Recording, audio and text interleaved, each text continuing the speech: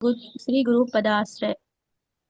श्रीमद् भागवत में 11.3.21 में महाराज निमि से प्रबुद्ध कहते हैं, हे राजन, आप इसे निश्चित समझे कि इस भौतिक जगत में कहीं कोई सुख नहीं है।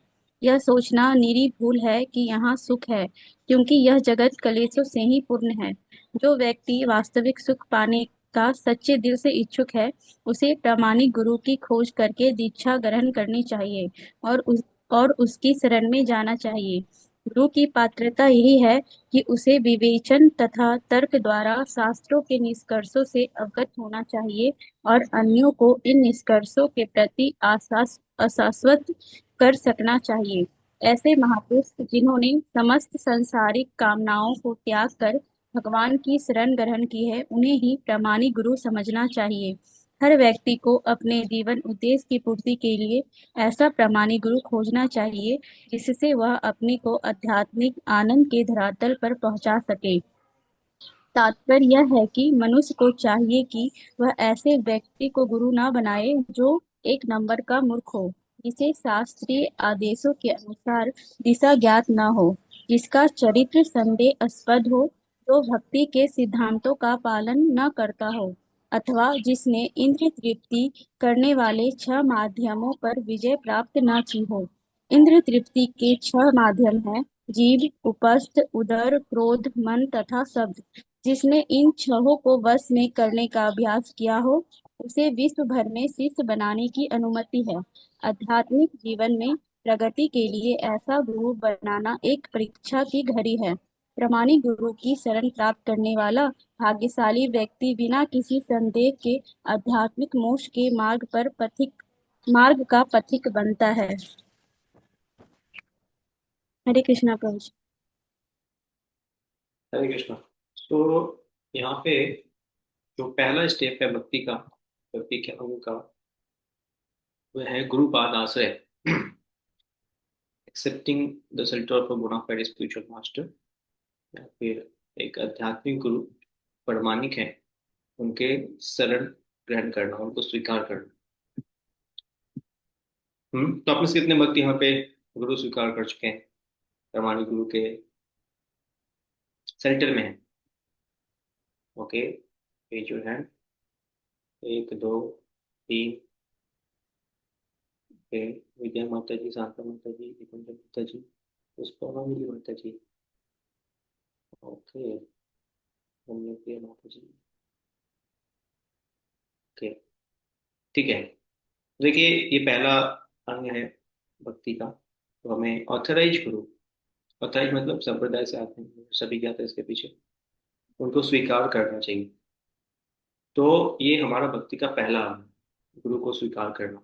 हमें गुरु को स्वीकार करते हैं तो हमारी भक्ति वास्तव में शुरू होती है। तो इसे कहते हैं गुरु पाद से। गुरु क्यों स्वीकार करना चाहिए? तो गुरु बेसिकली, कई बार लोग पूछते हैं क्यों स्वीकार करना चाहिए, क्यों गुरु स्वीकार करना चाहिए।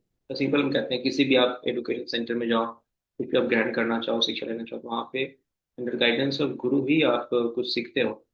है ना? जब हम छोटे होते हैं तो माँ गुरु बनती है, सबसे पहले गुरु माँ बनती है, जो सिखाती है। फिर टीचर्स बनते हैं, फिर जहाँ भी हम जाते हैं, कुछ भी सीखना चाहते हैं, म्यूजिक सीखना है, डांस सीखना है, पढ़ाई सीखना है, तो वहाँ पे गुरु एक्सेप्ट करते हैं। तो वैसे ही स्पिरिचुअल नॉलेज अगर हमें ग्रहण करना है तो गुरु स्वीकार करना पड़ेगा। Y Y Guru, why should we accept गुरु, क्यों गुरु स्वीकार करना है? तो गुरु तीन चीजें सिखाते हैं। गुरु स्वीकार करने के पीछे तीन रीजन है। गुरु क्या करते हैं? सबसे पहले गुरु ये करते हैं कि हमें वैलिडेट करते हैं, और फिर गुरु क्या करते हैं? हमें ऑप्टिमाइज करते हैं, है ना? और फिर गुरु क्या करते हैं? हमें नेविगेट करते हैं। तो तीन चीजें हैं जिसके हम गुरु को स्वीकार करना चाहिए। पहला है, गुरु हमें वैलिडेट करते हैं। वैलिडेशन मतलब सही गलत, वैधता चेक करते हैं, हिंदी में कहते हैं वैधता, वैलिडेशन। आप कभी कभी, अभी हो गया ना, अभी वेबसाइट पे जाते हैं, लॉगिन करते हैं, तो वहाँ पे आता है एक इमोजी या कुछ भरने के लिए, राइट, लिखिए इसको, पाँच छः सात लिखा होता है, डालते हो। अच्छा, आप रोबोट नहीं है तो आप इंटर कर सकते हैं। आपने भरा है सर ऑनलाइन फॉर्म, तो वैलिडेशन के लिए आता है। तो चेक करते हैं, और चेक करने की मतलब वो वेबसाइट चेक करता है, फिर आप भरते हो लेटर, देन आप उस वेबसाइट पे इंटर करते हैं। तो देखो वेबसाइट वैलिडेट करके आपको एंट्री देता है, ऑनलाइन वाली खेल है। ऑनलाइन में भी आप अगर जाना है कहीं पे फॉर्म भरना है तो आपको वैलिडेशन करना पड़ेगा कि आप सही व्यक्ति है कि नहीं है, आपको पढ़ना आता है कि नहीं है। तो चेक करता है इमोजी या फिर लेटर्स भरवाता है आपसे, फिर आपको वैलिडेट करके फिर आगे भेजता है। तो गुरु सबसे पहले क्या करते हैं, वैलिडेट करते हैं, हमारी वैधता चेक करते हैं कि वेदर हम सही हैं या फिर नहीं है, या फिर बस केवल एक दिखावे के लिए गुरु गुरु या भगवान के पास जा रहे हैं, अपने कुछ नियम को हम अपना रहे हैं। तो गुरु वैलिडेट करते हैं कि सही क्या सही है क्या गलत है।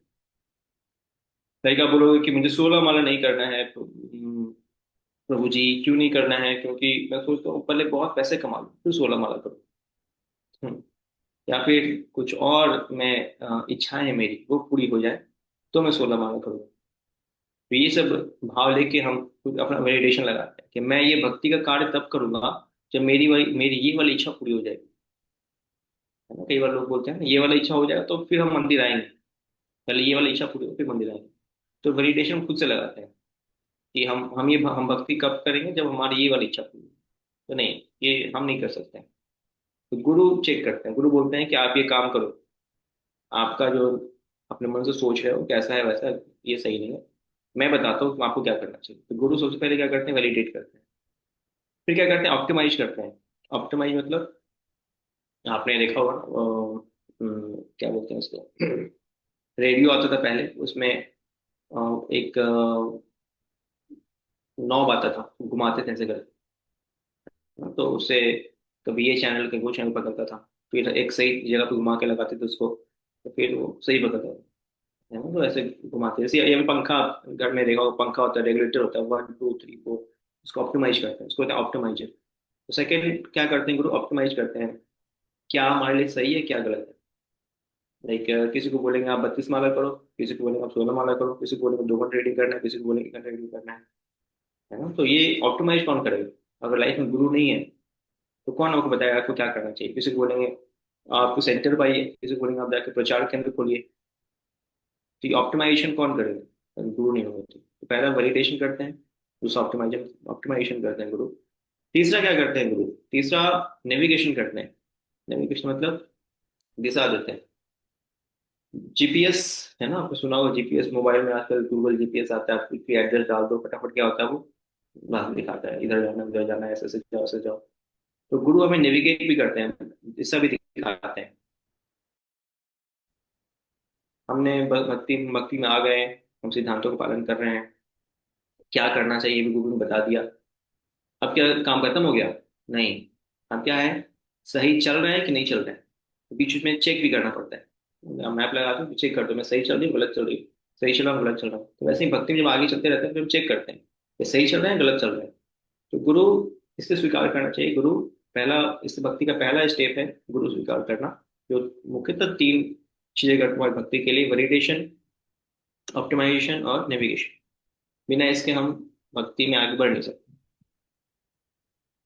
आगे इस वाले श्लोक में गुरुपादा से, ये श्लोक ही गुरुपादा से आप सुनते हो ना बार बार, गुरुपादाश्रय, तो यहाँ पे ही एनओडी में इसी श्लोक में गुरुपादाश्रय की बात की गई। इस इंग्लिश हिंदी, सॉरी, संस्कृत श्लोक में इसमें वर्ड आता है गुरुपादाश्रय, आदे पादो गुरुपादाश्रय। तो यहाँ पे पहला जो अंग है भक्ति का वो है गुरुपाद आश्रय, गुरु के पद का आश्रय लेना। और फिर यह बताया गुरु का आश्रय क्यों नहीं हम, है ना। तो एक 3 चीजें हो गई। तीसरा, गुरु का आश्रय हमें श्रेयस योग लेना चाहिए, प्रेयस लेनी। यहाँ पे इसी श्लोक में वर्णन है श्रेयस और प्रेयस का भी। श्रेयस प्रेयस क्या होता है, जैसे कि आप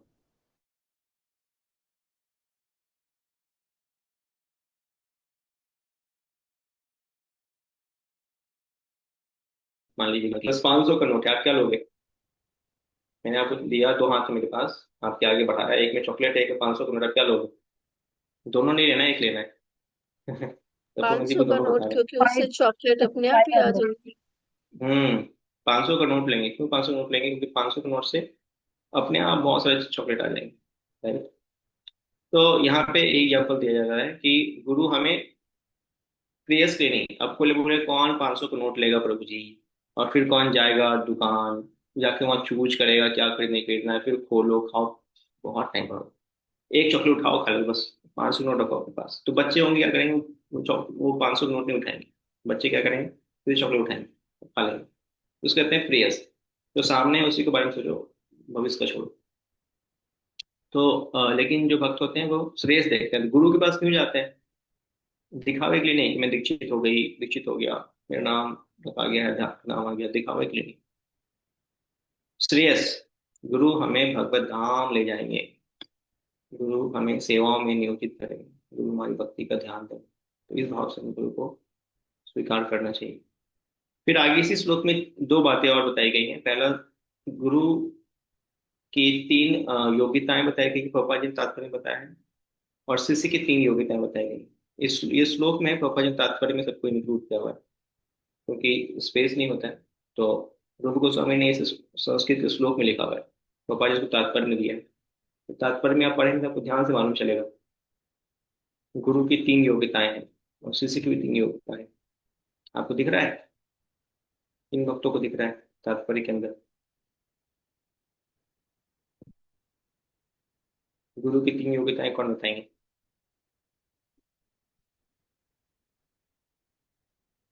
किताब खोलिए, देखिए। रमणी प्रिय माता जी। हरे कृष्णा प्रभु जी, सदा प्रणाम प्रभु जी। प्रभु जी, इसमें जैसे बताया जा रहा है कि एक तो गुरु प्रामाणिक होना चाहिए, गुरु परंपरा हम्म। से प्राप्त होना चाहिए। और सेकंड मतलब कि अपनी छहों इंद्रियों पे उनका संयम होना चाहिए, इंद्रिय हम्म। वेग पे। और थर्ड ये बताया गया है कि वो शास्त्रों का ज्ञान होना चाहिए, कि शिष्य की जो जिज्ञासाएं हैं वो शास्त्रों के हम्म। माध्यम से उसको शांत कर सके। हम्म, ठीक है। एक एक छूट रहा है आपका, दो आपका एक ही के अंदर आ गया, एक छूट रहा है। ठीक है, शिष्य की तीन योग्यताएं बताएगी, क्या क्या है शिष्य की योग्यताएं, कौन बताएंगे? शिष्य की तीन योग्यता क्या बताएगी, क्या बताएगी? तात्पर्य में ही है, अगर ध्यान से पढ़ेंगे तो मिल जाएगा। एक तो मैंने ऑलरेडी बता चुका आपको, मिला, इन भक्तों को मिल गया।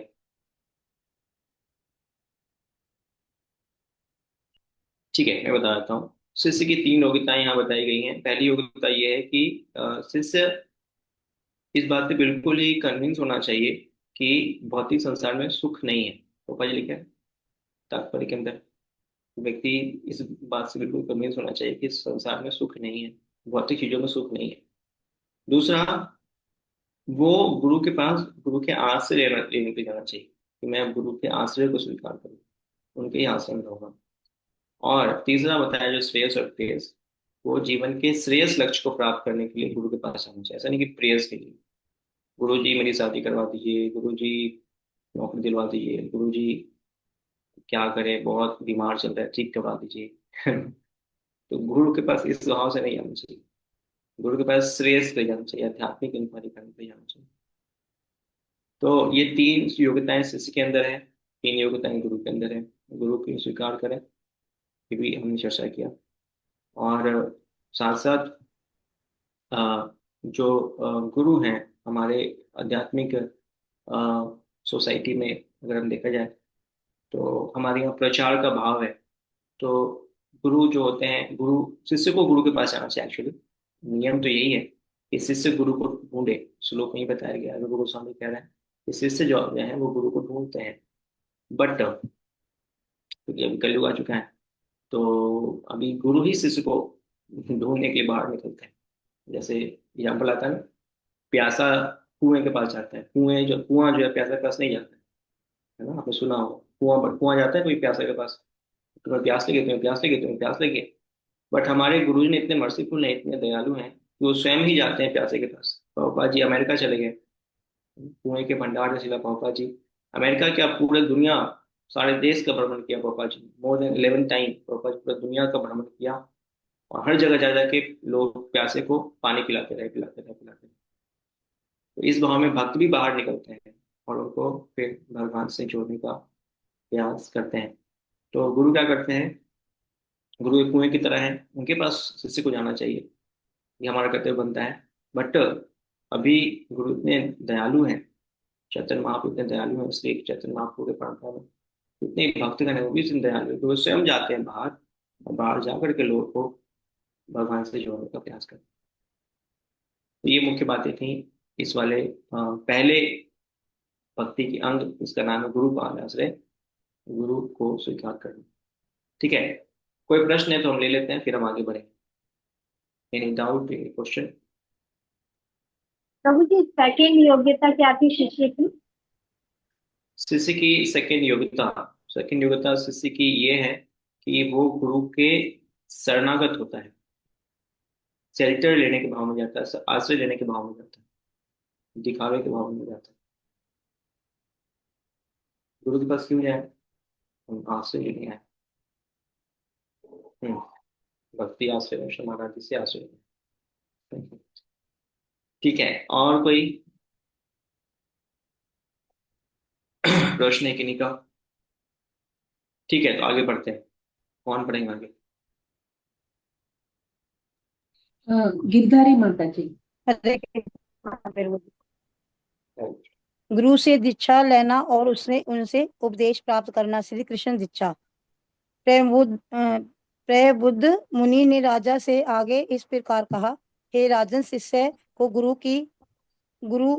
को गुरु रूप में ही नहीं, अपूति भगवान और परमात्मा के प्रतिनिधि के रूप में स्वीकार करना होता है। दूसरे शब्दों में शिष्य को चाहिए कि गुरु को ईश्वर रूप माने, क्योंकि गुरु कृष्ण का ब्रह्मा स्वरूप होते हैं। इसकी पुष्टि हर शास्त्र में हुई है, और शिष्य को चाहिए कि गुरु को इसी रूप में स्वीकार करे। मनुष्य को चाहिए कि वह गुरु से अत्यंत गंभीरता एवं आदर पूर्वक श्रीमद् भागवत में सीखे हैं। श्रीमद् भागवत का श्रवण एवं प्रवचन ऐसी धार्मिक विधि है जो मनुष्य को भगवान की सेवा तथा प्रेम के पद तक ऊपर ले जाती है। शिष्य की मनोवृत्ति प्रामाणिक गुरु को प्रसन्न रखने की होनी चाहिए, तभी वह आसानी से आध्यात्मिक ज्ञान प्राप्त कर सकेगा। इसकी पुष्टि वेदों में हुई है, और शील रूप गोस्वामी आगे बताएंगे कि किस प्रकार उस व्यक्ति को सब कुछ सरलता से प्रकट हो जाता है, जिसे ईश्वर तथा गुरु के अविचल श्रद्धा होती है। श्रद्धा तथा विश्वास पूर्वक गुरु की सेवा करना। गुरु से दीक्षा लेने के विषय में श्रीमद् भागवत गीता में 11 पॉइंट। यहाँ पे नेक्स्ट है, ठीक है। एक एक करके पढ़ेगा। तो अगला जो है वो है आपका कि गुरु जो है उनसे हमें इंस्ट्रक्शन स्वीकार करना। दीक्षा लेने के बाद हम उनसे इंस्ट्रक्शन को स्वीकार करते हैं। तो गुरु पाद आश्रय, इसके अंदर 4 स्टेप्स होते हैं। पहला तो हम आश्रय लेते हैं, फर्स्ट स्टेप में आश्रय किनका लेते हैं? गुरुपाद आश्रय में हम सबसे पहले शिला प्रभुपाद जी का आश्रय लेते हैं। तो शिला प्रभुपाद जी के आश्रय लेकर के हम प्रभुपाद जी के प्रणाम मुद्रा को बोलते हैं, प्रभुपाद जी के टीचिंग्स को पढ़ते हैं। प्रभुपाद जी से हम कनेक्ट हो जाते हैं। प्रभुपाद से कनेक्ट होने के बाद फिर हम फिर इस्कॉन में हम स्टेप्स अपनाते हैं दीक्षा तक, और दीक्षा के बाद इसकी चर्चा कर रहा हूँ। तो प्रभुपाद जी से पहले कनेक्ट होते हैं प्रभुपाद जी आचार्य। तो उसके बाद प्रभुपाद से कनेक्ट होने के बाद प्रभुपाद जी के शिष्य या अनुगत, उनके जो कर्म में शिष्य आ रहे हैं, उन शिष्य से हम उनका आश्रय लेते हैं। बहुत सारे शिष्य हैं प्रभुपाद जी के, या शिष्य के शिष्य हैं, तो उनसे हम फिर आश्रय लेते हैं। उनमें से किन्हीं एक को हम चूज करते हैं कि ठीक है, हम इनसे क्या करेंगे, अभी दीक्षा स्वीकार करेंगे। तो शिक्षा लिया और प्रभुपाद जी को स्वीकार किया एज और स्पिरिचुअल मास्टर आध्यात्मिक गुरु के रूप में। लेकिन उसके बाद जो प्रभुपाद जी के कर्म में शिष्य आ रहे हैं, उनके लाइन में शिष्य आ रहे हैं, उनसे फिर हम क्या करते हैं, उनको लिविंग दीक्षा गुरु स्वीकार करते हैं। तो लिविंग दीक्षा गुरु स्वीकार करने के लिए क्या करते हैं, हम उनके प्रणाम मंत्र को, पहले प्रभुपाद जी का प्रणाम मंत्र लिए थे, अभी उनके प्रणाम मंत्र को हम लोग स्वीकार करते हैं। उनके बारे में हम अध्ययन करते हैं, उनको हम जानते हैं, महाराज जी के बारे में जैसे हम दीक्षा लेना चाहते हैं, उनसे हम जुड़ते हैं, उनकी बातों को फॉलो करते हैं, उनके लेक्चर्स को सुनते हैं। तो हम देखते हैं कनेक्ट हो रहे कि नहीं हो रहे, तो हम अपना कनेक्शन उनसे स्टैब्लिश करते हैं। और तीसरा स्टेप होता है फिर जाके उनसे दीक्षा लेना। तो फिर उनसे इंटरव्यू होती है, उनसे दीक्षा होती है। तो फिर दीक्षा लेने के उपरांत फिर चौथा स्टेप होता है भक्ति में आगे बढ़ना। तीसरा स्टेप आया दीक्षा, चौथा स्टेप है भक्ति में आगे बढ़ना दीक्षा के उपरांत। दीक्षा के बाद नहीं, अब दीक्षा होगी बस, हरे कृष्णा प्रभु जी, हम मिलेंगे, कब मिलेंगे, अगले जन्म में मिलेंगे फिर से हमें दीक्षा तो होगी, है ना, भगवत धाम में मिलेंगे। ऐसा नहीं होता है। दीक्षा लेने के बाद हमें शिक्षा के साथ आगे बढ़ना होता है। दीक्षा एक शुरुआत है, दीक्षा ले लिए काम खत्म नहीं होगी। हमें कई लोग दीक्षा लेके गायब भी हो जाते हैं, दीक्षा हो गई तो दीक्षा एक शुरुआत है। दीक्षा के बाद क्या होना होता है, प्रैक्टिस करना होता है, अभ्यास करना होता है। स्कूल में एडमिशन लिया ना, एडमिशन लेके नहीं हो गया ठीक है आप घर बैठे। दीक्षा लेने के बाद हमें अपने अ, शिक्षा गुरु, दीक्षा के बाद 3 गुरु मिल जाते हैं।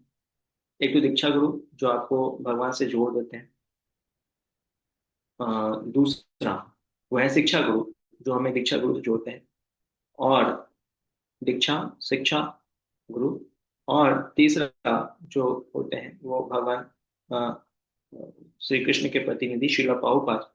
तो चौथा स्टेप होता है शिक्षा गुरु, दीक्षा गुरु और प्रभुपाद जी के आश्रय में रहते हुए उनके गाइडेंस में हम क्या करते हैं, भक्ति में आगे बढ़ते हैं।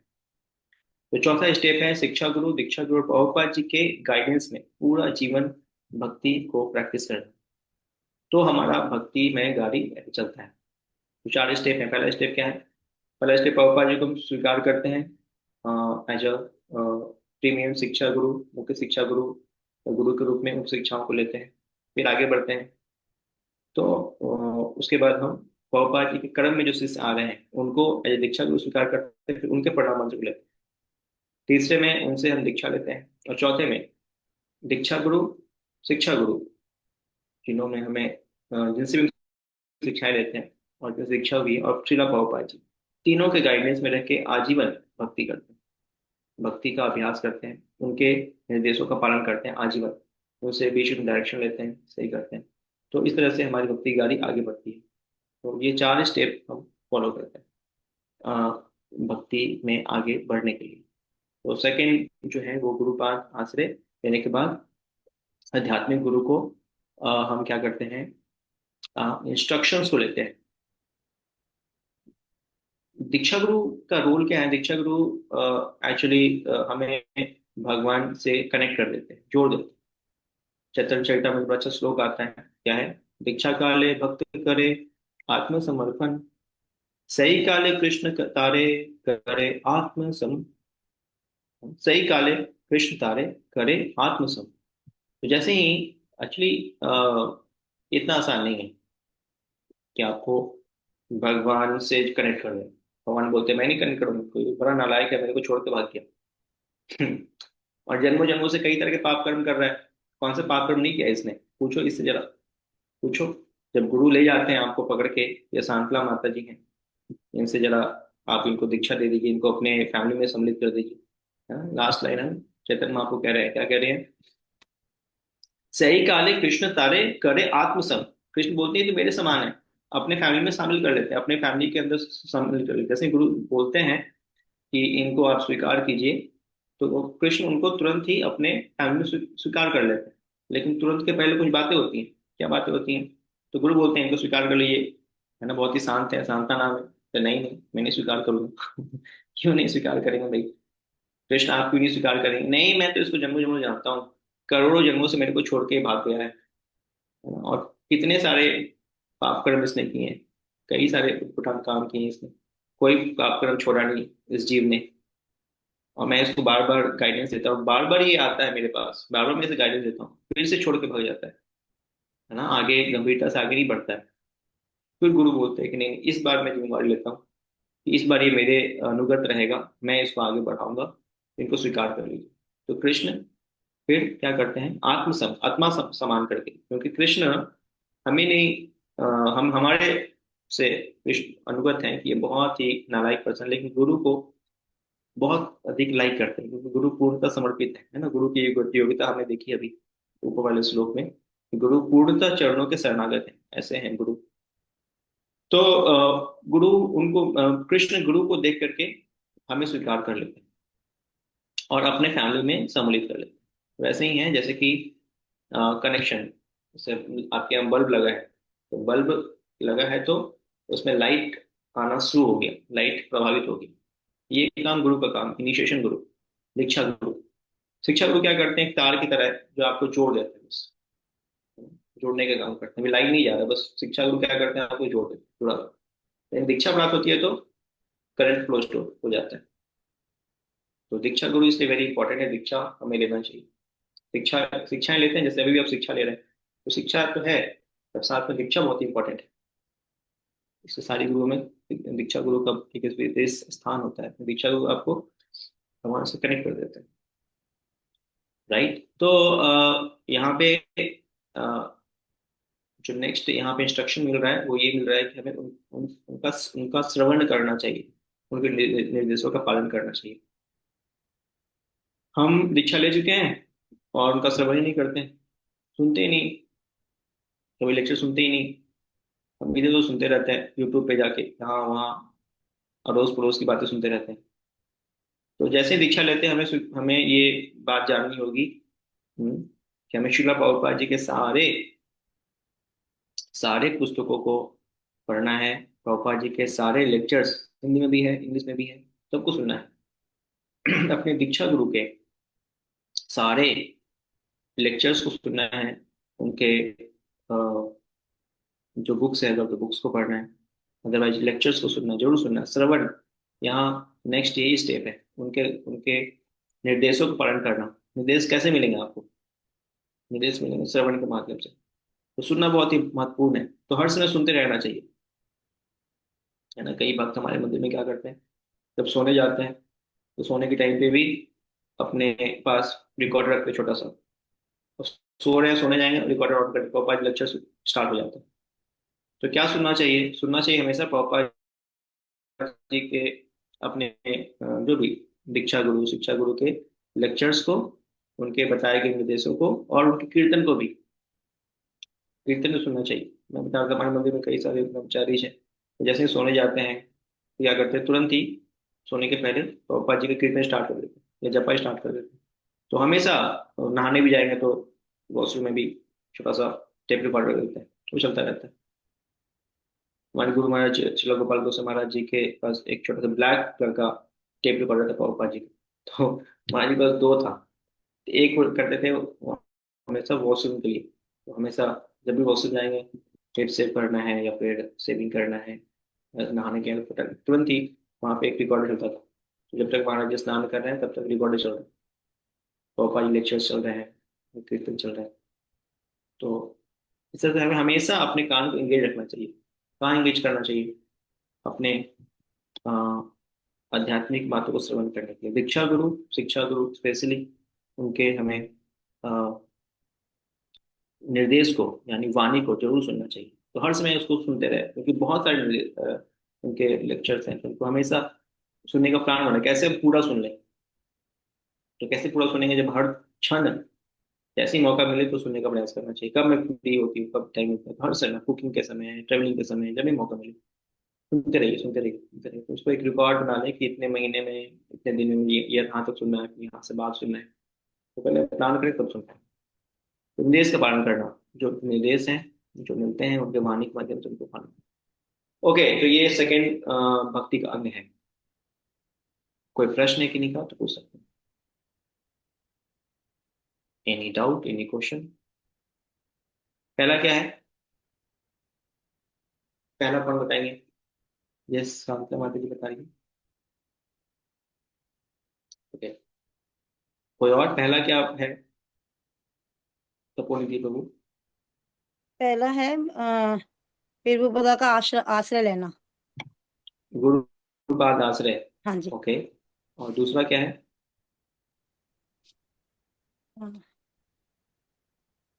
दूसरा है फिर शिक्षा गुरु। हम्म,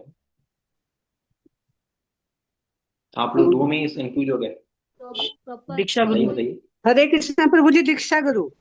दीक्षा गुरु। दीक्षा गुरु क्या? पहला क्या है? पहला प्रभुपाद जी के आश्रय लेना। नहीं, ये तो अंदर की बात मैंने बताई। पहला शिक्षा रूप गोस्वामी क्या होता है? अंदर की बात मैंने चार बात बताई ना। गुरु गुरुपाद आश्रय, गुरुपाद आश्रय, ठीक है। गुरु के चरणों का आश्रय लेना। फर्स्ट और दूसरा? चार चीजें बताई ना, उसमें ऐसे बताया सबसे पहले कि सबसे पहले गुरुपाद आश्रय शिक्षा गुरु से जुड़ते हैं हम। उसके बाद शिक्षा गुरु हमें दीक्षा गुरु के पास लेके जाते हैं। देन उसके बाद हमें शिला प्रभुपाद जी के गाइडेंस में कंटिन्यू भक्ति करनी चाहिए। नहीं, दीक्षा आप लोग कंफ्यूज हो गए। ठीक है, मैं फिर से रिवाइज करूंगा। और कोई बताना चाहेंगे? हरे और कृष्ण कोई? गुरुजी। हाँ, यस। कृष्णा शक्ति माता जी बताइए। पहला क्या था, दूसरा क्या था?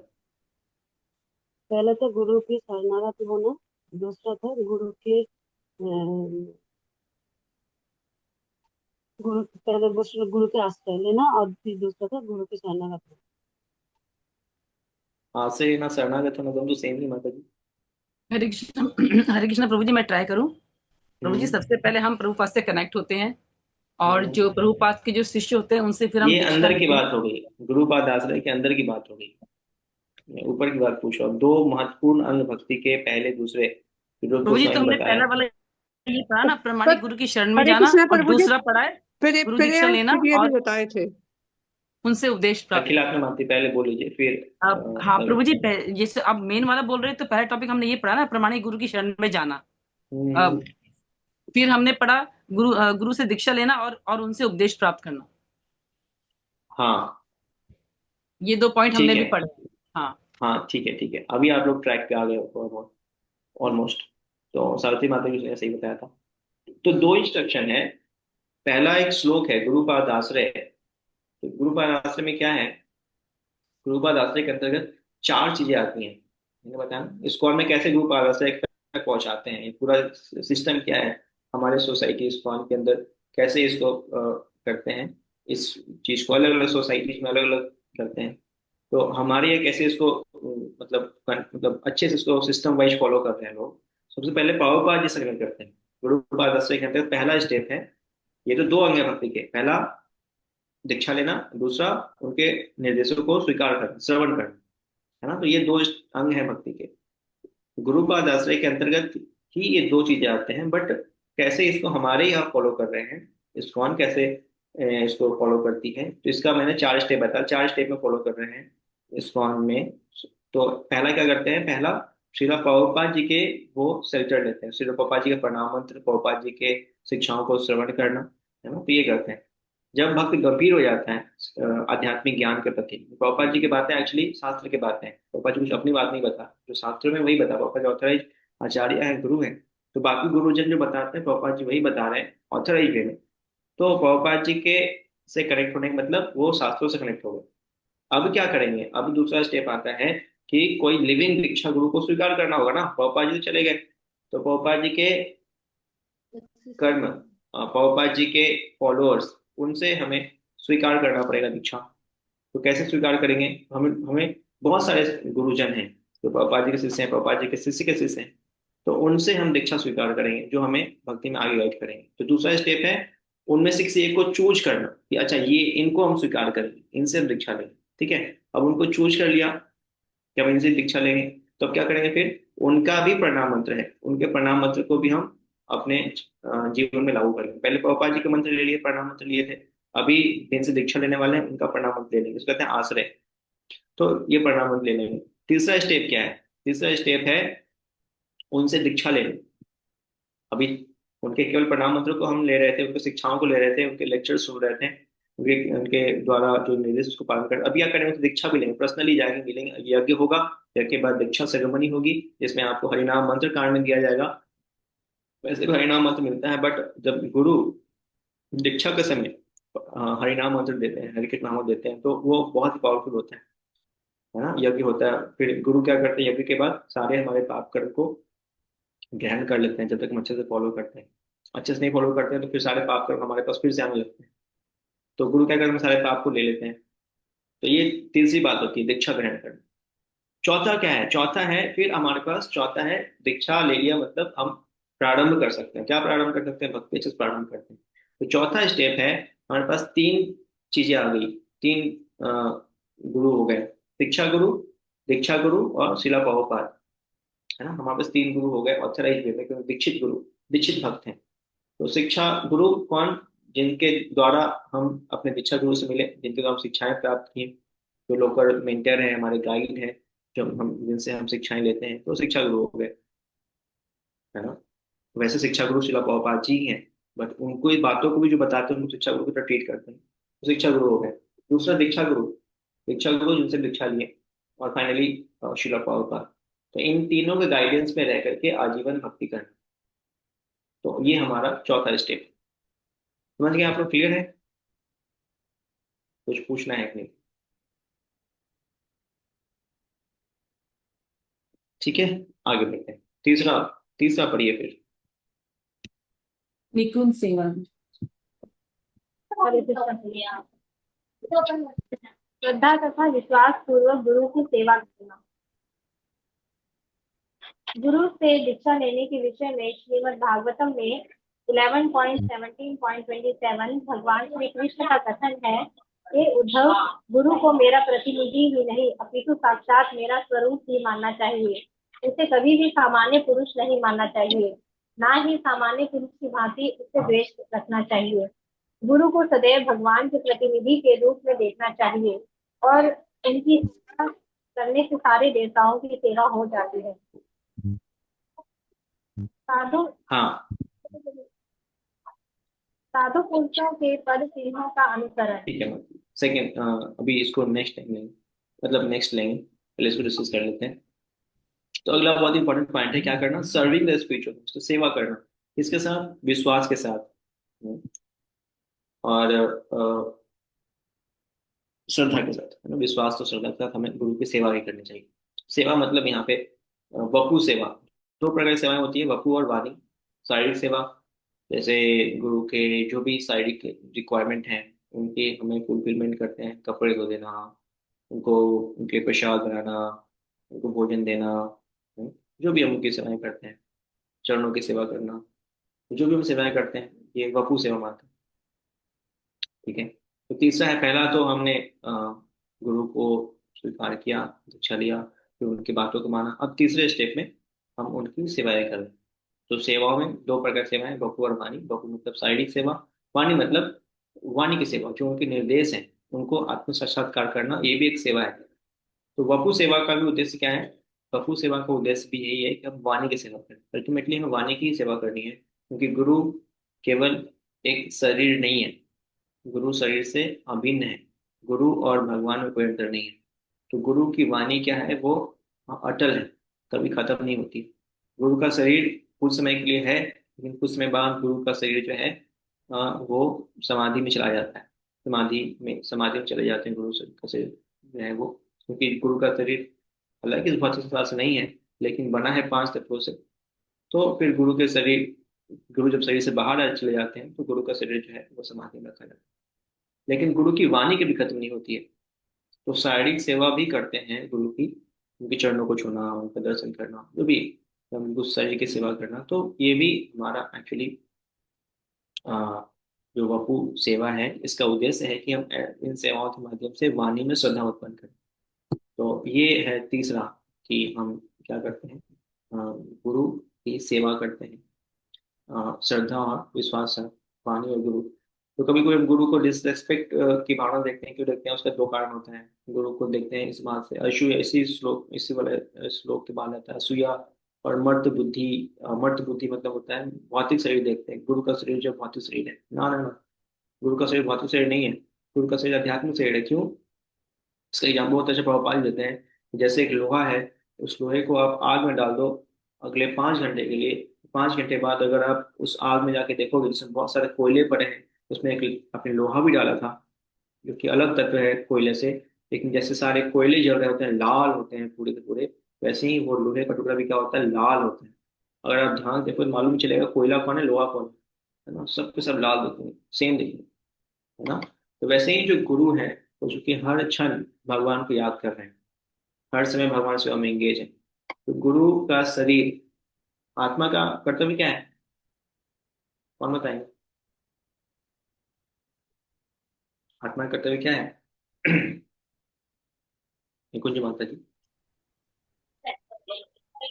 मुझे कृष्ण का नित्य सेवक, नित्य दास हूँ।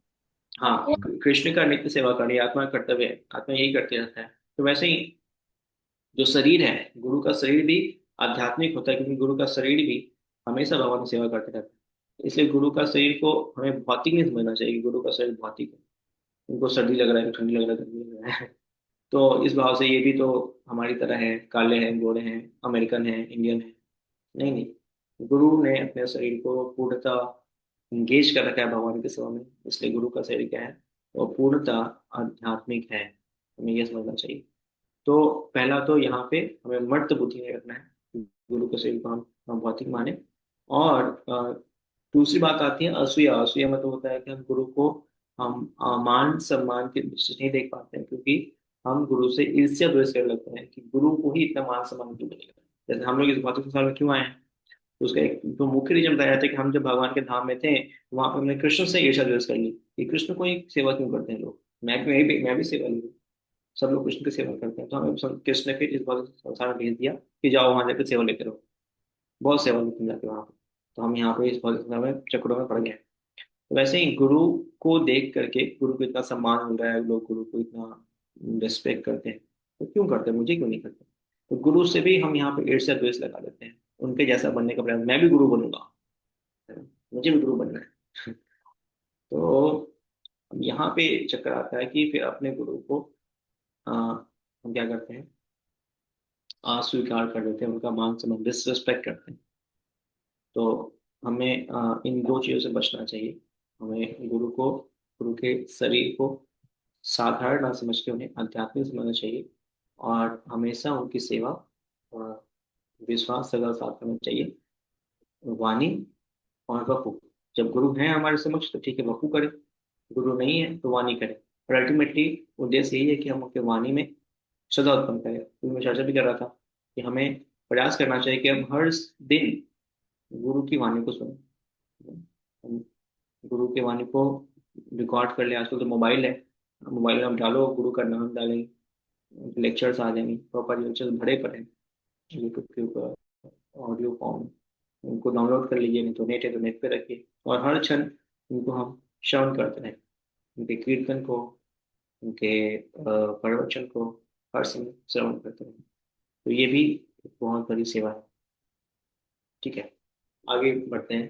किन्हीं का प्रश्न यहाँ तक? तीन हमने इंस्ट्रक्शंस देख लिए, मुख्य तीन भाग, तीन अंग भक्ति करने देख लिए।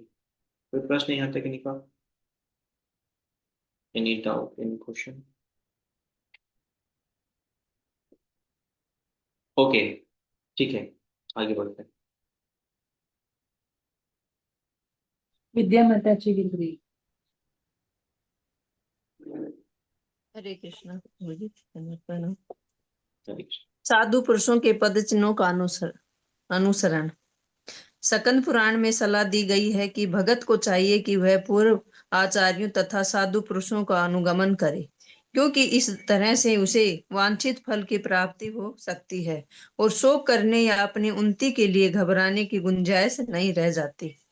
ब्रह्म यामल शास्त्र में कहा गया है कि यदि कोई व्यक्ति शास्त्रों के आदेशों का पालन किए बिना महान भगत बनना चाहता है तो उसे अपने कार्यों से भक्ति में प्रगति करने में कभी सहायता नहीं मिलेगी।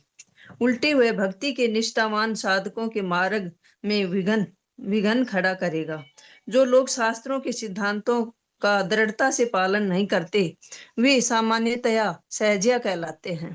ऐसे लोग जिन्होंने हर बात को सहज सस्ता समझ रखा है, जिनके अपने मन गढ़ंत मनोरथ हैं और जो शास्त्रों के आदेश नहीं मानते, ऐसे लोग भक्ति में मात्र बाधक बनते हैं।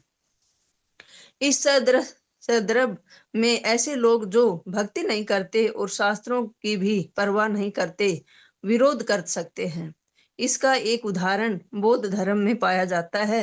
भगवान बुद्ध का जन्म एक श्रेष्ठ क्षत्रिय राजकुल में हुआ था, किंतु उनका दर्शन वैदिक निष्कर्षों के अनुकूल नहीं था, अतः उनके दर्शन का बहिष्कार किया गया।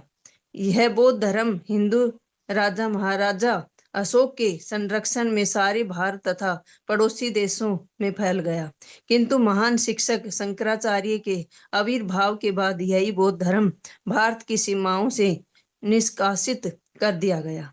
शास्त्रों की परवाह न करने वाले बौद्ध या अन्य धर्मावलंबी कभी कभी यह कहते सुने जाते हैं कि भगवान बुद्ध के अनेक भगत हैं जो उनकी भक्ति करते हैं, अतः उन्हें भगत माना जाना चाहिए। इस तरह के उत्तर में रूप गोस्वामी कहते हैं कि बुद्ध के अनुयायियों को भगत नहीं कहा जा सकता। यद्यपि भगवान बुद्ध को कृष्ण का अवतार माना जाता है, किंतु ऐसे अवतारों के अनुयायियों का वेद ज्ञान बढ़ा चढ़ा नहीं होता। वेदों के अध्ययन का अर्थ है भगवान की श्रेष्ठता को स्वीकार करना। अतः जो भी धार्मिक सिद्धांत भगवान की श्रेष्ठता को नकारता है वह स्वीकार्य नहीं है और नास्तिकवाद कहलाता है। नास्तिकवाद का अर्थ है वेदों के प्रमाण की अवज्ञा एवं उन महान आचार्यों की अवहेलना करना जो जन सामान्य के लाभ हेतु वैदिक शास्त्रों की शिक्षा देते हैं। यद्यपि श्रीमद् भागवतम में बुद्ध को कृष्ण का अवतार माना गया है, किंतु उसी ग्रंथ में यह भी कहा गया है कि भगवान बुद्ध का अवतार नास्तिक जनों को गुमराह करने के लिए हुआ। अतः उनका दर्शन नास्तिकों को गुमराह करने के निमित्त है तथा स्वीकार्य नहीं होना चाहिए। यदि कोई पूछता है कि कृष्ण को नास्तिक सिद्धांतों को फैलाने की क्या आवश्यकता थी, तो इसका उत्तर होगा कि यह भगवान की इच्छा थी कि वेदों के नाम पर की जाने वाली हिंसा का अंत हो। उस समय तथाकथित धर्मज्ञ वेदों का सहारा मिथ्या रूप से मांसाहार जैसे हिंसक कृत्यों को न्याय संगत करने के लिए ले रहे थे। भगवान बुद्ध पतित लोगों को वेदों की ऐसी मिथ्या व्याख्या से दूर रखने के लिए आए। यही नहीं, भगवान बुद्ध ने नास्तिकों को नास्तिकता का उपदेश दिया जिससे वे उनका अनुसरण करें और इस तरह भगवान बुद्ध या कृष्ण की भक्ति के चुगल में आ जाए। हरे कृष्ण। हरे कृष्ण। तो यहाँ पे इसका श्लोक जो श्री रूप गोस्वामी अपने बुक पर लिखते हैं, बड़ा ही प्यारा श्लोक है। 102 नंबर श्लोक। श्रुति स्मृति पुराणादि पंचरात्र विधि विना ऐकंतिकी हरेर भक्ति उत्पाव्य कल्पते। तो क्या बता रहे हैं इसमें? श्रुति स्मृति पुराणादि पंचरात्र की विधि विना ऐकंतिकी अकेले अकेले भक्ति करते हैं, हरेर भक्ति उत्पाद्य कल्पते। तो 5 प्रकार के प्रमाण को अस्वीकार करते हैं। कौन से हैं वो? श्रुति, स्मृति, और अगला है पुराण, फिर है पांचरात्रिक विधि जो नारद ने दिया है, और फिर अगला है वैष्णव, जो भी हमारे आचार्यगण है, वैष्णव आचार्यगण है। हाँ, रामानुजाचार्य, माधवाचार्य, शिला प्रभुपाद जी, जितने आचार्यगण हैं, तो सारे वैष्णव आचार्य को बातों को नहीं माना, अपने हिसाब से चलना। तो यहाँ पे ये 5 प्रकार के प्रमाणों को अस्वीकार कर देना, इंक्लूडिंग आचार्य के भक्तों को, एकंत की हरेर भक्ति, और फिर क्या अकेले भक्ति करते हैं, अपने मन से भक्ति करते हैं, मैं भक्ति कर रहा हूँ। तो ऐसे भक्त जो निर्देशन में भक्ति नहीं करते हैं, उत्पात या कल्पते, एक केवल उत्पात मचाते हैं। वो क्या करते हैं? उनको डिस्टर्ब कर देते हैं जो भक्ति के पाथ पे चल रहे होते हैं। वो भी उनको देख के फेथ खराब हो जाता है, तो ये भक्ति कर रहा है क्या? ऐसे भक्ति की जाती है क्या? तो जिसका श्रद्धा है वो भी उनको देख के विश्वास खराब हो जाता है। तो इसलिए यहाँ पे अगला जो है वो क्या है कि हमें अपने आचार्यों के पद को फॉलो करना है। आचार्य मतलब स्ट्रिक्टली उनके पथ पे चलना है या उनके बताए गए मार्ग पे चलना है, खुद से कुछ नया नहीं क्रिएट करना। तो श्रील प्रभुपाद जी यहाँ पे कहते हैं कि कई लोग कहते हैं भगवान बुद्ध का अवतार आया, उन्होंने क्या किया? नास्तिकवाद फैलाया, वेदों को मत मानो, और यहाँ कहा जाएगा वेद की बात को मानना, हमारे आचार्यों की बात को मानना। तो फिर यहाँ पे ये बात हमें समझ नहीं आती कि बुद्ध क्यों आए, वो क्यों आए, वो नास्तिक क्यों कराए? तो नास्तिकता बात तो हमारे वैदिक ग्रंथ में है ही नहीं। आचार्यगण केवल वेदों की बात करते हैं, वेदों में वही कहते हैं। तो उसके पीछे बात आती है, वो है हिंसा। तो उस समय जो लोग थे वो एकंत की हरि भक्ति, वेदों को मानते हुए अपने हिसाब से चल रहे थे। हाँ, मैं वेद को मानता हूँ, क्या करेंगे? हिंसा करेंगे, हम काटेंगे, मारेंगे, खाएंगे, वेदों में लिखा है। तो ऐसे नॉनवेज कर सकते हैं, नॉनवेज खा सकते हैं, तो हम करेंगे। तो उसमें वो तो बहुत ज्यादा हिंसा कर रहे थे, क्षत्रियों को जीव हत्या करना चाहिए। क्षत्रियों के 4 चीजें अलाउ है ना, क्षत्रियों के लिए जो हम 4 चीजें नहीं करते हैं, क्षत्रियों को अलाउ किया गया है स्पेशल केस में, है ना। मांसाहार अलाउ किया गया है क्षत्रियों को, क्षत्रियों के लिए अवैध स्त्री संघ भी अलाउ किया गया है, क्षत्रियों के लिए जुआ सट्टा भी करते क्षत्रिय। अर्जुन अर्जुन को खेलने के लिए बोला गया, युधिष्ठिर महाराज को। और चौथा क्या है, चौथा क्या रह गया? अवैध संबंध, मांसाहार, जुआ सट्टा और नशापान। नशापान भी करते हैं क्षत्रिय, शराब पीते हैं। तो 4 चीजें अलाउ की गई है क्षत्रिय को, अभी नहीं, जब क्षत्रिय एक्चुअली थे। तो यहाँ पे अभी इसका फायदा लोग उठाने लगे और क्या करेंगे, बहुत हिंसा करने लगे। तो वेदों में तो लिखा है। तो इनको इसको खत्म करने के लिए फिर उसमें बुद्ध आए, उन्होंने बोला वेदों की मत मानो। तो उन्होंने वैसे लोगों को डिसमिस कर दिया, वेदों से नास्तिकतावाद फैला दिया। तो फिर बाद में उनके लिए शंकराचार्य आए, शंकराचार्य उनको फिर से वेदों से एक्चुअली वे में कनेक्ट किया। तो यहाँ पे ये बात बहुत ही इंपॉर्टेंट बताई जा रही है कि हमें अपने आचार्यों के पद चिन्हों पे चलना है, और साथ साथ जो हमारे ग्रंथ हैं उनके पद चिन्हों पे चलना है, जैसा बताया गया है वैसा ही करना है। अगर हम खुद से कुछ नया क्रिएट करेंगे तो फिर ये हमारी भक्ति नहीं है। तो भक्ति का चौथा स्टेप क्या है? पद चिन्ह पे चलना। किनके पद चिन्ह पे? हमारे आचार्य गणों के पद चिन्ह पे, जो ऑलरेडी शास्त्रों के और अपने पूर्ववर्ती आचार्यों के पद चिन्ह पे चलना। तो 4 पार्ट हो गया, हम एक लास्ट चर्चा कर लेते हैं, फिर हम आज क्लास को स्टॉप करेंगे। तो यहाँ तो कोई प्रश्न है कि नहीं का? ठीक है, नेक्स्ट कौन पढ़ेंगे? ओके, अखिला तो माता जी। हरे कृष्ण प्रभु जी। शाश्वत धार्मिक सिद्धांतों के विषय में जिज्ञासा। नारदी पुराण में कहा गया है, जो भक्ति के विषय में सचमुच गंभीर है उसके सारे कार्य अविलंब पूरे होंगे। कृष्ण की तुष्टि के लिए प्रत्येक भौतिक त्याग के लिए तैयार होना। पद्म पुराण में उल्लेख है, जिस व्यक्ति ने अपने भौतिक इंद्रिय भोग त्याग दिए हैं और भक्ति के सिद्धांतों को स्वीकार कर लिया है, उसे विष्णु लोक का ऐश्वर्य प्राप्त होगा। हरे कृष्ण प्रभु जी। हाँ, तो यहाँ पे 5 और छठा, पांचवा क्या है? पांचवा है जो सिद्धांत है, शास्त्र जो सिद्धांत है धर्म के, उनके बारे में पूछना। नारदी पुराण में बताते हैं, वास्तव में जो भक्त गंभीर होगा वो वास्तव में क्या करेगा, वो बिना देर किए तुरंत ही क्या करेगा, इस सेवा में नियुज हो जाएगा। योग नियुज मतलब लग जाएगा बिना देर किए, बहुत ही गंभीरता के साथ। और अगला बता रहे हैं कि भौतिक आकर्षण को छोड़ना। तो भक्ति में आते हैं तो हमने अभी देखा भी, तो शिष्य की योग्यता 3 योग्यताएं थी। पहली योग्यता क्या थी शिष्य की? पहली योग्यता ये थी कि वो क्या करेंगे, वो इस बात से बिल्कुल ही कन्विंस होंगे कि भौतिक संसार में सुख नहीं है, तो भौतिक संसार सुख को छोड़ेंगे। तो पहली योग्यता शिष्य की पहली योग्यता है ये बात से कन्विंस हो जाना कि इस भौतिक संसार के सुख में कोई भी आनंद नहीं है। ये शिष्य बनने की पहली योग्यता है। तो यहाँ पे भक्ति का जो पांचवा छठा अंग है वो ये सिखाता है हमें कि भगवान के प्रसन्नता के लिए हर वो चीज जो भगवान के लिए आनंददायक नहीं है उसको स्वीकारना, भले ही अपने लिए कितना ही आनंददायक क्यों ना हो, हमें उसको स्वीकार नहीं करना, और उसको अस्वीकार करना। कई बार होता है हम जिस फैमिली बैकग्राउंड में बड़े होते हैं, हमें बहुत चीजें लाइक होती है, तो हम उसको स्वीकार अस्वीकार करने में बड़ा दिक्कत होता है है ना। जैसे कि आप मान लो, सपोज है आप साउथ इंडिया से हैं और वहाँ पे समोसा मिलता है प्याज का, और बचपन से खाते आ रहे हो प्याज का समोसा, मन क्या करेगा सब समोसा, प्याज का समोसा खाते। महाराष्ट्र से हैं तो क्या मंगाएगा, ये मिसिल पाव भाजी, है ना, वहाँ पे बहुत फेमस है मिसिल पाव भाजी। पाव भाजी बड़ा खाते हैं लोग। आपको कहाँ खाते हैं वो? बाहर निकल करके सड़कों पे, हर कोने कोने पे महाराष्ट्र में जाएंगे तो कुन्ने नुक्कड़ों पे, चौराहों पे मिसल पाव भाजी बड़ी दुकान होती है।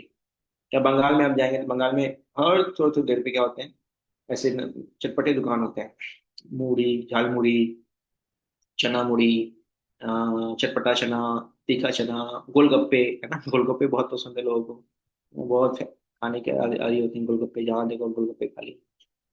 तो ये सब चीजें जो है हम बहुत ही लाइक करते हैं। भक्ति में नहीं आने के बाद आकर्षण बहुत होता है, जो भी हमारा आकर्षण है, तो हमें भक्ति मार्ग में बात करना चाहिए, इनको छोड़ना चाहिए। जो भी कृष्ण के भक्ति में आगे बढ़ने के लिए फेवरेबल नहीं है, क्या करेंगे, उसका त्याग करें। राइट।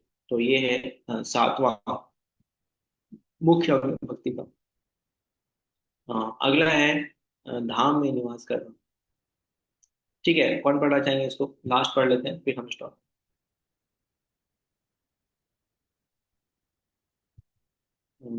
ओके, सबको दीजिए।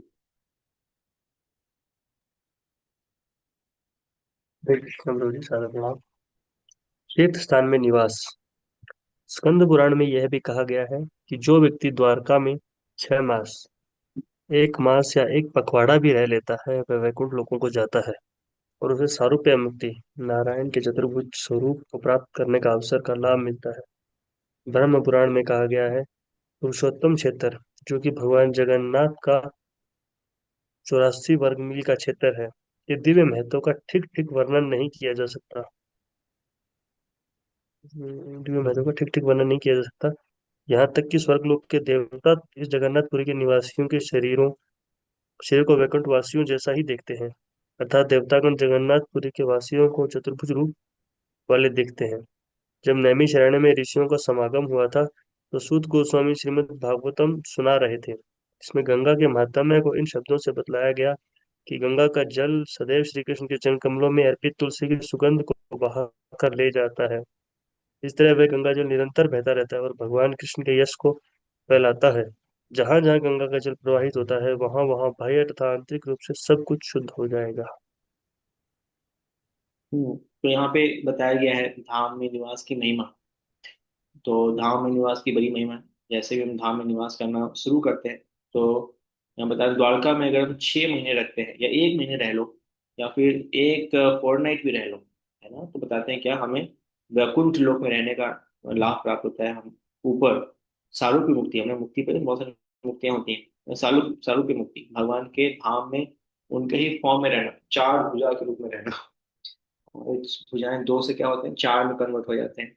अगर हम हृदय के साथ द्वारका में जाके 6 महीने, 1 महीने या फिर एक फोर्टनाइट भी रह लें, तो वैसे ही ब्रह्म पुराण में बताया गया है कि इसके बारे में, पुरी के बारे में, पुरुषोत्तम क्षेत्र के बारे में, कि जो 80 स्क्वायर 84 कोस का जो एरिया है जगन्नाथ जी का, वहाँ पे वास्तव में मैंने पहली बार सुना तो मुझे बड़ा आश्चर्य हुआ था। उसमें हमारे साथ कई सारे भक्त रह रहे थे, वो भी उड़ीसा के उसी एरिया से रहे थे। तो बताया गया वहाँ पे कि जितने भी वहाँ पे लोग रहते हैं, वास्तव में जो भी वहाँ पे निवासीगण हैं, जो जगन्नाथ जी की सेवा करते हैं, वो सिंपल नहीं लोग हैं। क्या है, वो वैकुंठ के निवासी हैं। उनके 2 हाथ आपको दिख रहे हैं, लेकिन देवता जब ऊपर देखते हैं तो उनको 4 हाथ दिखाई देते हैं। तो हमारे 2 हाथ हम जब देखेंगे उनको, जो जगन्नाथपुरी के निवासीगण हैं, जो खास करके जो चौसी कोस एरिया में, तो हमको देखा तो हमारे जैसे हैं 2 ही हाथ वाले। लेकिन जब देवता देखते होता है तो हमारे जैसे हैं 4 हाथ वाले। तो 4 हाथों से सेवा करते हैं जगन्नाथ जी की जो लोग पुरी में निवास करते हैं, जो पुरी के रेसिडेंट है। तो पुरी एक सिंपल एरिया नहीं है, पूरी एक विशेष एरिया है। द्वारका एक सिंपल एरिया, द्वारका एक बहुत ही विशेष एरिया है। हाँ, इस तरह से यहाँ पे बता देते हैं कि वैसे ही यहाँ पे नैमिषारण्य को यहाँ पर लाता है। श्रीमद् भागवतम में गंगा नदी के बारे में बताया गया है। गंगा नदी क्या करती है, जब आप चरणों से निकलती है तो उसमें हमेशा तुलसी के सुगंध होते हैं। तो जो भी ऐसे गंगा नदी के प्रवाह में वास्तव में स्नान करता है या उसका जल लेता है, तो क्या होता है, पूर्णतः पवित्र हो जाता है। तो भगवान की महिमा ऐसे, भगवान के धाम, भगवान के पवित्र नदियाँ अपने साथ लेके चलती है। और जैसे हम उनका संग करते हैं, हम साक्षात भगवान के टच में आ जाते हैं, चाहे वो पवित्र नदियों के संपर्क में आ जाए या फिर धाम के संपर्क में आ जाए, हम डायरेक्टली भगवान के टच में आ जाते हैं। धाम में रहना, नदियों में आचमन करना, नदियों में स्नान करना, तो तुरंत है भगवान के संपर्क में। इसलिए हमें जब भी मौका मिले तो हमें धाम जाना चाहिए, हमें नदियों में जाकर स्पोर्ट्स करना चाहिए। नदियों के करीब रहना भी, मान लो आप रहते हो, आपका घर है किसी पवित्र नदी के किनारे, तो आप धाम में रह रहे हैं। घर जो पवित्र नदी के किनारे है, पवित्र नदी के किनारे रहना भी धाम में रहने के समान बताया गया। तो इस तरह से ये गुणगान है जो भक्ति का। ये कौन सा अंग है? 8वां अंग हम डिस्कस किया। 7वां है या 8वां है? एक 8th वर्ड है ना? प्रभु जी सिक्स्थ वाला, सिक्स्थ है प्रभु जी। 6th है? सिक्स्थ हमने डिस्कस किया, ये तीर्थ स्थानों में निवास, वो सिक्स्थ है। जो 6th है, ओके। जी 6th जो है वो है धाम में निवास करना। निवास करना, पवित्र नदियों में जाके स्नान करना, उनका संग करना। ठीक है, तो हम 6 तक करते हैं चर्चा। और अभी हम प्रश्न ले लेते हैं, फिर हम आगे कंटिन्यू करेंगे 1 by 1 नेक्स्ट क्लास में। Thank you very much. Hare Krishna. कोई प्रश्न है यहाँ तक किन्हीं का?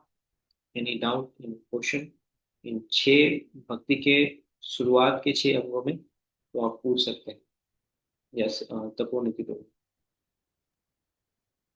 हरे कृष्ण प्रभु जी, थैंक यू सो मच बताने के लिए। प्रभु जी कोई प्रश्न तो नहीं है, मैंने क्वेश्चन आंसर बनाए हैं आज। तो हाँ, कोई भक्त तो मतलब क्वेश्चन आंसर में रुकना, पिछले क्लास से रिलेटेड क्वेश्चन आंसर है जो हमने पिछली क्लास में पढ़ा था, ओके बहुत ही ओके। सिंपल सा है, तो उसको अटेम्प्ट तो जरूर देखिए, करना। बहुत इंपॉर्टेंट है रिवीजन करना। और ये बहुत ही सौभाग्य की बात है कि तपोनिधि को और भक्त मिलके स्पेशली आपके लिए क्वेश्चन प्रिपेयर करते हैं, ताकि आपका एक रिवीजन भी हो जाए, साथ साथ मेमोरी भी पक्का हो जाए। अगर वीक में एक बार रिवाइज कर ले तो पीछे चीजें याद हो जाती है। तो ये मौका होता है हमें फिर से उसको याद करने की, रिकॉल कर लें। तो आप लोग प्लीज टेस्ट लीजिएगा। तपोनिधि में बना के रखा है, तो अभी 5 मिनट ऊपर की टेस्ट दे के आपको जाना है। ये ग्रुप में शेयर होगा आंसर क्वेश्चन? यस ग्रुप प्रभु में जी, शेयर, शेयर होगा ग्रुप में। ग्रुप में ग्रुप, ठीक है। ओके, और कोई प्रश्न किन्हीं का regarding class? Okay, thank you very much. तो ये टॉपिक्स भक्ति के वाले बहुत इंपॉर्टेंट है, इसको 1 by 1 डिस्कस करेंगे नेक्स्ट क्लास। हरे कृष्ण। श्रील प्रभुपाद की जय, रूप गोस्वामी की जय, निताई गौर वंदे। हरे कृष्ण प्रभु जी। तो प्रभु जी का बहुत बहुत धन्यवाद। प्रभु जी इतने बिजी शेड्यूल से भी हमारे लिए समय निकालते हैं, और यहाँ पे हर सैटरडे को आते हैं। हम तो बारी बारी से, कई बार कभी कोई तो कोई काम होता है, कभी कुछ सेवा होती है, तो हम लोग भले ही मिस कर जाएं, प्रभु जी मिस नहीं करते। तो सभी लोग एक बार हरे कृष्ण महामंत्र बोल के प्रभु जी का धन्यवाद देंगे। हरे कृष्णा, हरे हरे हरे कृष्णा कृष्णा कृष्णा, कृष्णा कृष्णा कृष्णा कृष्णा, कृष्णा हरे हरे हरे, हरे, हरे हरे हरे राम राम, राम हरे राम, राम, राम। राम राम, हरे हरे। प्रभुपाद की हरे कृष्णा। जय। जय। आप सभी भक्तों का बाद में धन्यवाद देंगे। बाद में शिला प्रभुपाद की जय बोलनी है, अभी पहले क्वेश्चन आंसर है, तो थोड़ा सा रुक के जाइएगा। 2-3 लोग तो चले गए, वो बिजी रहे होंगे ज्यादा। तो प्रणाम। आई होप आपकी स्क्रीन पे ये टेस्ट दिख रहा होगा। दिख रहा हरे है? कृष्णा प्रभु जी, आवाज आ रही यस प्रभु जी, यस। आवाज आ रही है माता जी? Yes yes yes. है? पिछले वीक में ना वो क्लास नहीं ले पाई, थोड़ा सा बता देंगे, थोड़ा सा मोटा मोटा थोड़ा रिवाइज। पिछली क्लास की ये क्लास? हाँ, लास्ट सैटरडे ना मैं ले नहीं पाई थी, मैं किसी सेवा में बिजी थी। ओके माता जी, तो लास्ट क्लास में है ना, बेसिकली जो हम आज की क्लास में पढ़ रहे हैं ना, आज की क्लास में हम डिटेल में पढ़ रहे हैं। पिछली क्लास में बिल्कुल बेसिक बेसिक, सिर्फ एक बार से आप कह सकते हैं कि भक्ति के 64 अंगों के सिर्फ नाम बताए थे। तो ये जो 64 अंग है, उसका भक्ति कैसे की जाए नाम से जो छठा चैप्टर है भक्ति रसामृत सिंधु का, मोटा मोटी आप कह सकते हैं उसे ही पढ़ा गया था। ज्यादा एक्सप्लेनेशन दी थी नहीं दी थी प्रभु जी ने, क्योंकि प्रभु जी बोले थे कि ये सब डिटेल में हम आगे पढ़ेंगे, इसलिए जस्ट ओनली उसको टच कर रहे हैं प्रभु जी। ठीक है प्रभु जी, अब क्वेश्चन ठीक है भेज दिया माता जी, ना। तो जब आप एक बार भी पढ़ेंगे ना, तो वही वही उसी में से क्वेश्चन बनाए मैंने। तो आपको बिल्कुल इजीली समझ आ जाएगा। ये ज्यादा कुछ है नहीं, उसमें सिर्फ नाम बताए थे प्रभु जी ने, और वही नाम है। मैं अभी आप सभी को ये जो क्वेश्चंस जो आप दिख रहे हैं स्क्रीन पे, इन क्वेश्चन को मैसेज फॉर्म में ग्रुप में भी शेयर कर रहा हूँ अभी।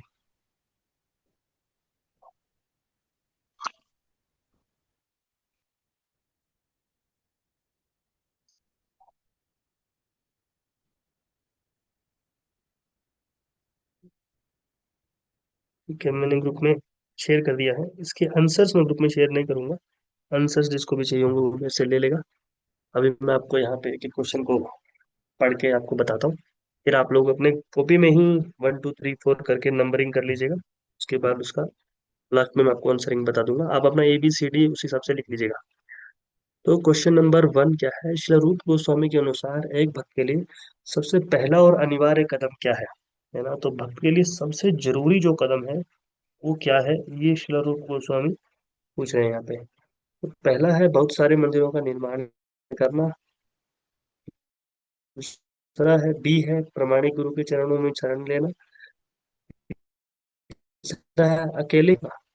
तो सबसे जरूरी जो चीज है वो पूछ रहे हैं रूप गोस्वामी कि वो क्या है, तो वो आपको बताना है। सेकंड जो क्वेश्चन है वो है वैष्णव को अपने शरीर पर तिलक क्यों धारण करना चाहिए, ना तिलक क्यों लगाए हम। तो ऑप्शन ए है केवल सजावट के लिए कि अच्छा दिखता है तिलक। दूसरा, ताकि तिलक को देख के दूसरों को भी कृष्ण का स्मरण हो जाए। सी है अपनी श्रेष्ठता दिखाने के लिए। और डी है गर्मी से बचने के लिए। वो भी इतना ठंडा होता है ना, तो गर्मी से बचने के लिए भी कुछ लोग तिलक यूज कर सकते हैं। तो ये चार ऑप्शन है, इनमें से जो आपको ठीक लगे उस पे आप लिख लीजिए। क्वेश्चन नंबर 3 है भक्ति के मार्ग में इनमें से किसे त्यज छोड़ने योग्य माना गया है, क्या छोड़ना चाहिए। ए है एकादशी व्रत। बी है तुलसी की पूजा। सी है अभक्तों की संगति। और डी है मंदिर में नृत्य करना। तो क्या हमें भक्ति में छोड़ना है, ये पूछा जा रहा है इसमें। उसके बाद स्वरूप गोस्वामी ने भक्ति के कितने अंगों का उल्लेख किया है। 20, हरे कृष्णा प्रभु जी, ये 108। तीसरा वाला जरा एक बार और दिखाना, तीसरा वाला जो भी। भक्ति के मार्ग में किसे त्याज्य छोड़ने योग्य माना गया है। एकादशी व्रत, तुलसी पूजा, अभक्तों की संगति, या मंदिर में नृत्य करना। बाकी आप लोगों को मैंने व्हाट्सएप में सारे मैसेज जो हमारा ग्रुप है ना उसमें भेज दिया, आप लोग वहां से भी देख सकते हैं। क्वेश्चन नंबर 4 जो है वो है श्री रूप गोस्वामी ने कुल कितने भक्ति के अंगों का उल्लेख किया है। तो वो हमें बताना है कि हम कितने भक्ति के अंग है। 20 है, 108 है, 64 है, 5 है। यदि अर्चा विग्रह की शोभा यात्रा निकल रही हो तो भक्त को क्या करना चाहिए। जब भगवान की शोभा यात्रा निकल रही हो तो क्या करना चाहिए। वहीं खड़े रहकर दूर से देखना चाहिए, तुरंत यात्रा में सम्मिलित हो जाना चाहिए, अपने घर के कार्य में लगे रहना चाहिए, या केवल दान देना चाहिए। क्या करना चाहिए वो पूछा गया है, अर्चा विग्रह की शोभा यात्रा निकल रही हो तो। ठीक है। उसके बाद सिक्स्थ जो क्वेश्चन है वो क्या है, इनमें से कौन सा कार्य भक्ति के 5 अत्यंत महत्वपूर्ण अंगों में शामिल नहीं है। जो 5 सबसे इंपॉर्टेंट है उसमें शामिल क्या नहीं है। श्रीमद् भागवतम का श्रवण, बहुत अधिक धन अर्जित करना, नाम संकीर्तन, मथुरा या वृंदावन वास। तो कौन सा है जो भक्ति का अंग नहीं है वो हमें बताना है इसमें। उसके बाद क्वेश्चन नंबर 7 है मंदिर के विग्रह के दर्शन करते समय भक्त को कम से कम कितनी बार परिक्रमा करनी चाहिए, मैं कितनी परिक्रमा करनी ही चाहिए। 1 परिक्रमा, 3 परिक्रमा, परिक्रमा की कोई आवश्यकता नहीं है, देखा भगवान से हाय हेलो किया और आ गए, या 100 परिक्रमा, कितनी परिक्रमा भक्त को करनी ही चाहिए मंदिर जाने के बाद, ये पूछा जा रहा है इसमें। ठीक है। उसके बाद 8th क्वेश्चन है भक्ति में निवृत्त्यात्मक नियमों का क्या अर्थ है। निवृत्त्यात्मक नियमों का क्या अर्थ है ये पूछा गया है। वे कार्य जो करने चाहिए, वे कार्य जिनसे बचना चाहिए, केवल मंदिर की सफाई करना है या अधिक दान देना। क्या है निवृत्त्यात्मक कार्य का मतलब, है ना।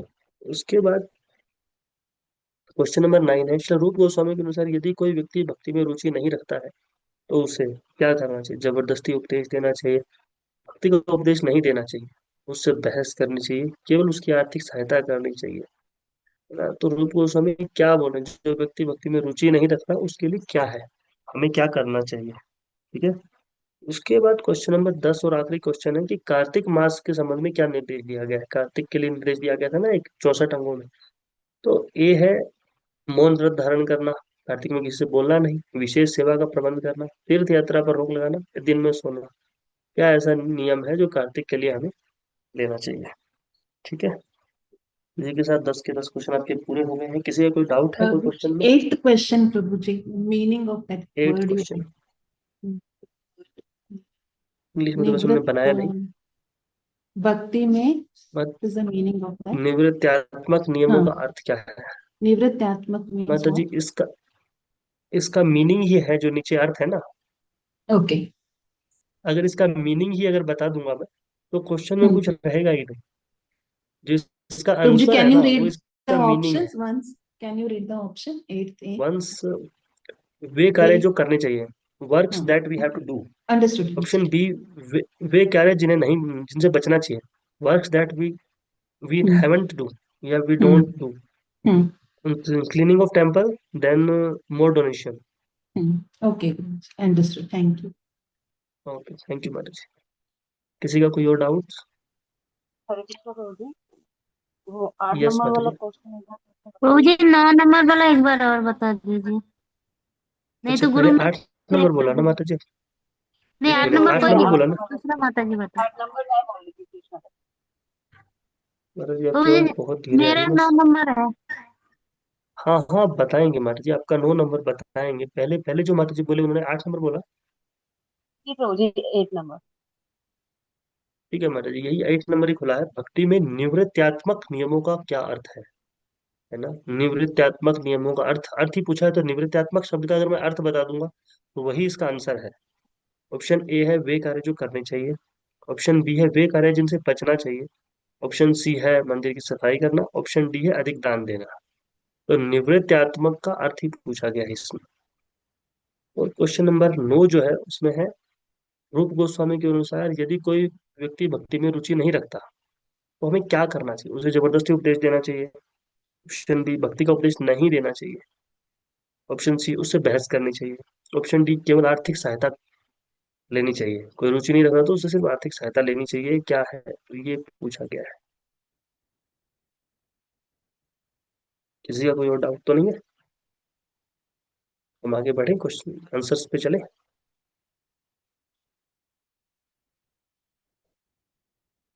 तो इसके जो आंसर्स हैं वो मैं आपको एक एक करके बता दे रहा हूँ यहाँ पे। देखिए, पहला जो क्वेश्चन है उसका आंसर है बी। बी यानी प्रमाणिक गुरु के चरणों की शरण लेना। तो आज भी हमने यही पढ़ा, गुरु पादाश्रय। तो पहला जो सबसे पहला जो अनिवार्य कदम क्या है कि प्रमाणिक गुरु के चरणों की शरण लेना। उसके बाद में बाकी सब चीजें शुरू होती है। सबसे पहले तो हमें गुरु की शरण लेनी होगी, गुरु पादाश्रय लेना होगा, है ना? बाद में हम शास्त्रों का अध्ययन करें, बाद में कुछ और होगा, सबसे पहले गुरु की शरण लेना। उसके बाद जो दूसरा क्वेश्चन है, वैष्णव को अपने शरीर पर तिलक क्यों धारण करना चाहिए? तिलक को देख के दूसरों को भगवान का स्मरण हो रहा है ना? ये है तिलक का मेन पर्पज। प्रभु जी ने बताया था पिछली बार, और मैंने भी आपको एक दो बार एग्जाम्पल दिया था। मैं बहुत ही इंटेंस ऐसे एरिया में रह रहा हूँ जहाँ पे लोग भगवान को नहीं जानते। इवन जब मैंने पिछली बार राम कथा पे क्लास ली थी तो कुछ लोगों के हाथ तो इस पे उठ गए थे कि राम जी हैं कौन। क्योंकि मैंने सोचा था कि सबसे पहले मैं राम कथा के बारे में पूछा, तो मैं कहा मैं बुद्धिज्म में हूँ। इंडिया से बाहर बुद्धिज्म चला गया, लेकिन मैं थोड़ा ऐसी जगह हूँ इंडिया में जहाँ थोड़ा बहुत बुद्धिज्म है। अभी थोड़ा बहुत किया तो कंप्लीट बुद्धिज्म ही है। मंदिर नहीं है यहाँ पे, सिर्फ मोनेस्ट्रीज होती है ना? पहाड़ों में अभी भी ऐसा है। तो यहाँ पे भी जब कोई टूरिस्ट वगैरह आते हैं, यहाँ पे टूरिस्ट बहुत आते हैं, तो वो गुजरात वगैरह से आते हैं, जब वो देखते हैं मेरे माथे पे ये तिलक, तो उनके मुंह से हरे कृष्णा निकल जाता है। मैंने देखा कई लोगों को। तो ये बात बिल्कुल सही है कि तिलक को देख के दूसरों को भगवान का स्मरण हो जाता है। और राधे राधे बोलने वाले तो बहुत लोग हैं जो राधे राधे बोलते हैं इसको देख के। चलो राधा रानी का नाम का तो स्मरण हो रहा है, हरे कृष्णा तो चले ना बोले, पर वृंदावन तो सब लोग जाते ही है ना? तो इसका भी आंसर जो है, वैष्णव को तिलक क्यों धारण करना चाहिए? क्योंकि दूसरों को भगवान का स्मरण हो जाए। Option number B. तीसरा जो है, भक्ति में क्या त्याज्य है? त्याज्य मतलब छोड़ना ही होता है, जिसे छोड़ना है वो है त्याज्य। तो अभक्तों की संगति हमें छोड़नी चाहिए, भक्तों की संगति से हमें जुड़ना चाहिए। ठीक है ना? क्वेश्चन नंबर 3 का आंसर है सी, अब भक्तों की संगति। बाकी सब करना चाहिए, एकादशी का व्रत करना चाहिए, तुलसी की पूजा करनी चाहिए, मंदिर में नृत्य करना चाहिए। भक्ति के 64 अंग मैंने पहले ही बताया था इसमें। आपको सबसे पहले यही बताया था कि भक्ति के 64 अंग हैं, जो कि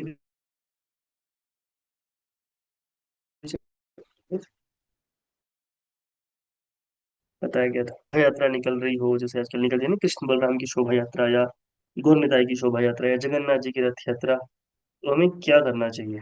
तो हमें तुरंत उस यात्रा में सम्मिलित हो जाना चाहिए, बिना देखे, है ना? हमें ऐसा कोशिश करना चाहिए कि अगर हमारे पास समय है, और सर्कमस्टेंसेस ऐसे हैं, तो हमें भगवान की यात्रा में सम्मिलित होना चाहिए, प्रयास करना चाहिए भगवान की यात्रा में हमें सम्मिलित हो जाए। खड़े होकर देखना नहीं चाहिए, है ना?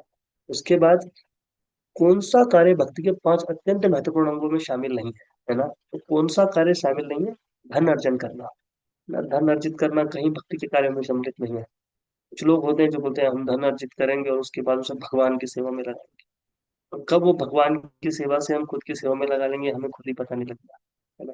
तो हमें धन अर्जित करने में अधिक विश्वास नहीं रखना चाहिए। भगवान भागवतम का श्रवण करना चाहिए, नाम संकीर्तन करना चाहिए, और धामवास का अगर अवसर मिले तो धामवास करना चाहिए। उसके बाद क्वेश्चन नंबर 7 है, मंदिर में विग्रह के दर्शन करते समय भक्त को कम से कम कितनी परिक्रमा करनी चाहिए? तो 3 परिक्रमा, है ना? तीन परिक्रमा प्रभु जी ने बताया था, और तीन परिक्रमा भी लिखी है, नियम है, तीन परिक्रमा तो करनी चाहिए।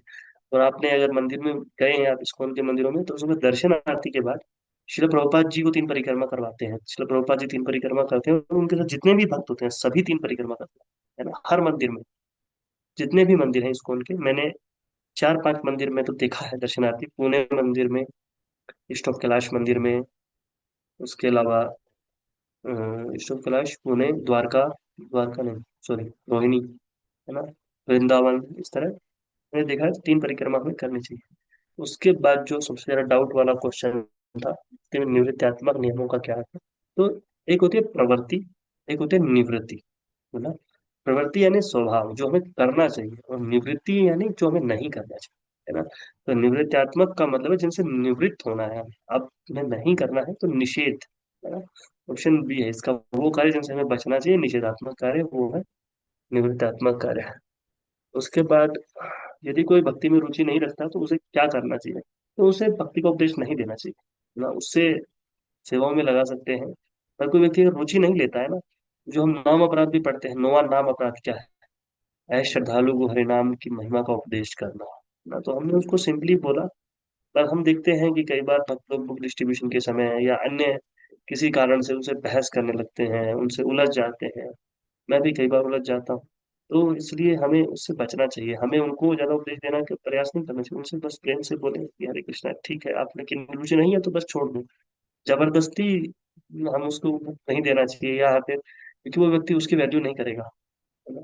तो हमें ऐसा प्रयास करना चाहिए, भक्त लोग बड़े कृपालु होते हैं, उनको बार बार प्रयास करना चाहिए, लेकिन ऐसा नहीं कि वो व्यक्ति बहुत चिढ़ जाए या बहुत नाराज हो जाए। उसके बाद कार्तिक के संबंध में क्या निर्देश है, तो कार्तिक में हमें विशेष नियम या विशेष सेवा का प्रबंध करना चाहिए, भगवान की विशेष सेवा या हमारे खुद के लिए विशेष नियम बनाना चाहिए।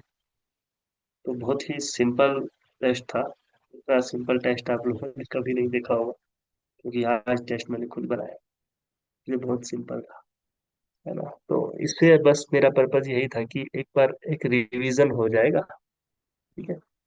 तो सबको समझ आया ना, किसी को डाउट तो नहीं है? Okay, thank you so much. तो अभी आप सभी भक्तों का भी बहुत बहुत धन्यवाद, आप अपना कीमती समय निकाल कर आए। और स्पेशली थैंक यू शांतला माता जी, मैंने कल बोला भी था कि मैं करूंगा, फिर भी सिलेंडर वाला का फोन आ गया कि अभी आ जाओ सिलेंडर ले जाओ। मैंने कहा अरे भाई सिलेंडर की तो बड़ी मारा मारी, अभी लाना ही पड़ेगा।